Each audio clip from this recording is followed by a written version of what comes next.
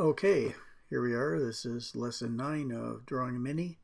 And like I said yesterday, I'm trying to finish up the front of the body. And that involves the grill and other little bits around the front.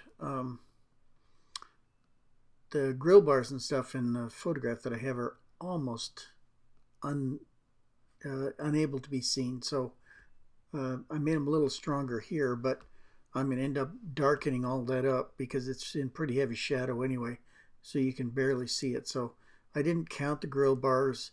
Like I said, you can barely even see them anyway. So what I did was I just put some in, and I'm going to ghost them in, and then I'll go over it and make the whole thing pretty dark so that they're barely visible. And that's going to be about as close as I can get to the original that the photograph represents. And it's going okay so far. Um, Working around the grill right now on that lower valence panel there, just underneath the grill, underneath the lower grill, I should say, being as there are two of them. Going okay. Anyway, this is not the final color either. It's going to be a good bit darker probably, but I always want to balance the colors off on the car. So what I'm doing here is just taking it up to a fairly dark value, darker than the lightest ones on the car, and just to represent that there's going to be something that's fairly dark here. And when I do the final once over with the car, I'll compare one part to another, and I'll compare all of it to the photograph, and then I'll make as realistic a representation as I can, with the only proviso that maybe I'll want to make it a little bit more dramatic than the photograph is, which I can do.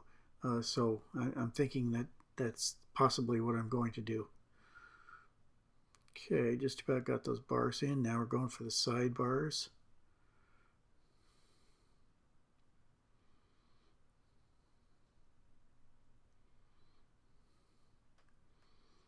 And there's one long chrome bar in the center that I'm going to leave alone, of course. I want that to stand out against the grill. So here we are, just putting a series of dots in, trying to get it darker so that that'll be my shading for the interior portion where it's totally almost in shadow. But it's going so far so good. I like the way the valance around the tire went on the front, and I'm pretty sure I'll be able to do at least as well on the back as that. Then I have the mirrors to do, and then the wheels and tires, and then my final cleanup. So we're getting reasonably close to the end, but it's still going to be 3 or 4 lessons away, I think, would be my guess. It might even be more, but I'm not going to rush it. I'd rather have it a little bit later, take a little bit more time than to screw it up. So it's a much better choice. As long as I've already put this many hours in it, I don't want to waste the drawing. I don't want to ruin it. So I'm going to make sure I do a good job with it. And so far it's coming along great, and I really like it, but I just have to be careful with it and not go too fast and not do anything silly. Just make sure that I do the drawing and do it in a manner that that makes the car look good, so that people can understand what it is.